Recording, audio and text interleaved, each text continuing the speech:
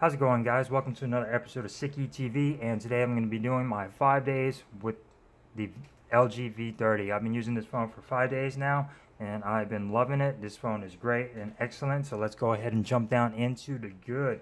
The display, it's a large screen, it's 6 inches of goodness. The colors are bright and vibrant. The screen does get bright, but I have to have it all the way up to about 90.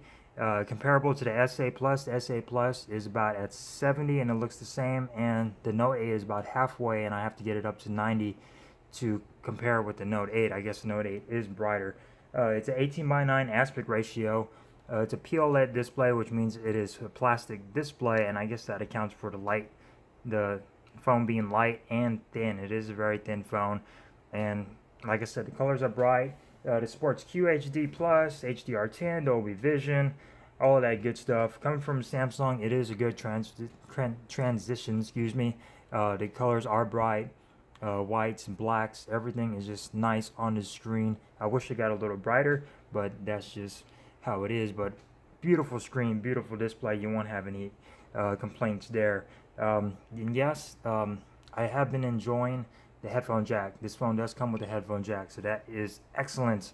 The quad DAC on this thing is amazing. I've enjoyed listening to music. All your audiophiles are going to love this quad DAC system. You got a little bit more settings than you did on the V20. You got your sound preset, enhanced detail, live, all of that stuff. You also got digital filters, short, sharp, and slow. This thing sounds awesome, especially you got those high quality HD tracks, hi-fi music and stuff like that. I have been enjoying this a lot. This is an audiophile's dream. Excellent build quality. This thing feels excellent in the hands. It's nice and thin. It's thinner than the SA Plus, lighter than the SA Plus, of course, lighter than the Note. The build quality, Gorilla Glass 5 on the front and on the back. It just feels excellent in the hands, and I have no complaints. I have picked up a little bit of micro scratches on the front, but I'm going to get a screen protector for that. Like I said, build quality is excellent. It's running Android 7.1.2. No Oreo, sadly. The V20 was one of the first to come out with Nougat. I was kind of hoping that would be the same for this, but it is the latest operating system. Snapdragon 835, 4 gigs of RAM. This thing has not been laggy at all. It handles everything perfectly, scrolling, jumping from app to app. It's just really, really nice. Taking pictures, it's really, really fast. This thing is snappy, runs just as fast as a Note 8, and that needs 6 gigabytes of RAM to do so, and this only needs 4. So that's saying something right there. Samsung, LG has got it down. This has probably been the best phone LG has made to date. It is very, very nice, very, very fast, and it looks absolutely gorgeous. The camera, 16 megapixel camera. And then you got a 13 megapixel wide angle camera, and pictures are excellent, crisp. Low light, they could be a little bit better in low light. I think the strong points is Cine Video, your manual modes, and your graphy settings on here, which you could set a whole bunch of different settings for your manual mode, and you could download some as well. But those are the strong points of the camera. Front facing camera, not so great. I'll get to that on the not so bad stuff. It's very snappy, like I said. Military drop resistant, water resistant, IP68, Bluetooth 5.0, ability to connect like 2 different devices at once, which is awesome.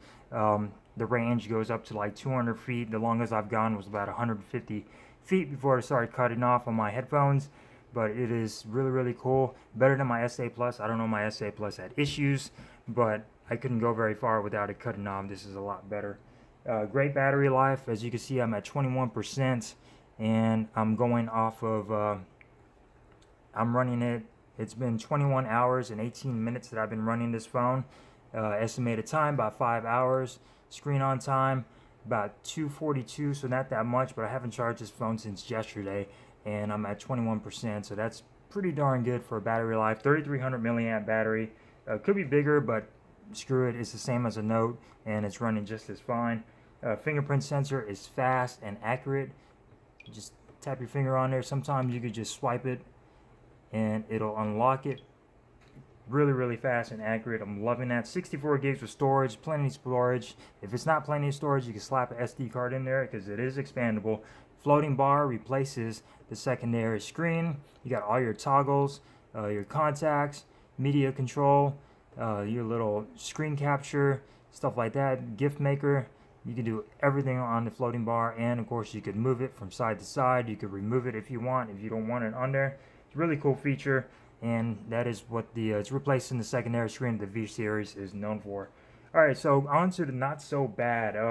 There is no notification light on here, so if you get a notification, there is no light. When you're charging your phone, there is no notification light on there, and it is kind of disappointing because you figured they removed the secondary screen, they got to add something, but I guess everything shows up at the top, and that's, like I said, it is what it is. I would prefer a notification light, but there is none. Speaker quality could be a lot better. It gets loud, but it also gets a little bit distorted, and it's not as full. It's a little bit tinny, but it's not as full as the S8 or the Note 8, but it does get the job done. I just wish prefer, you know, like front-facing speakers like the Pixel 2 or something, you know, or a better speaker, you know, for a phone that focuses on audio. Front-facing camera is not that great. Let's see if you guys are gonna have to see me for a minute, but the picture quality is not that great. In perfect lighting, it is good, but in low light, it's not that great. It's very just really dull and not that detailed. You don't have 4K recording either. It could have been better. It's 5 megapixels, which was 8, but like I said, it is what it is. Some couple things that are subjective. I wish the screen was a little bit bigger. It's 6 inches, but it's not that tall, so it sort of seems like a 16:9 aspect ratio, just with lighter bezels, but it's really 18:9. It's just not that tall. It seems really stubby compared to the S8 Plus. Seems really long, and the Note seems really long, but it is perfect for the hand. You could reach across the top and the bottom. It is really nice. It is a good screen, but like I said, it is what it is. That's subjective. No screen stretch on YouTube, so when you go to YouTube and you're watching a video, let's just go ahead and go into a random video. When you're watching a video, you're going to get the black bars on the sides. See if it'll load. You're going to get the black bars on the side, and you can't stretch the screen like you can on the S8 or S8 Plus to stretch it out and crop it in, but it is what it is. Videos still look great. No problems. I guess you just get used to it. Headphone jack, would have preferred it at the bottom rather than the top, just because I'm used to it, and the charger, everything goes down in the bottom. Top is a little weird, but subjective. Like I said, floating bar is not as intuitive as the secondary display was. You don't get notifications on it like you did on the V20 and on the V10. It's not really always on. It sort of gets tucked away. That's pretty much it. I just wish there was more, I guess, like notifications that you could receive on there and reply through that, but you really can't. It's just sort of a little toolbar, but like I said, it's still great. It works great. Another thing is the always on display. Wish it was a little bit more customizable like the Samsung phone. It's still more customizable than it was on the G6. You can have a whole bunch of different clocks and options and signatures that you could put on there. To change it up, you could put a picture on there. It's a lot more customizable than it was on the G6, which is good. Not as customizable as it is on the Samsung phones, but it is what it is. Other than that, this phone has been great. No lag at all. Running this phone and playing with it, this is my daily driver. It has been my daily driver for 5 days, and I'm loving this phone. If you guys have got any questions, comment down below. I'll try to get to them and answer them.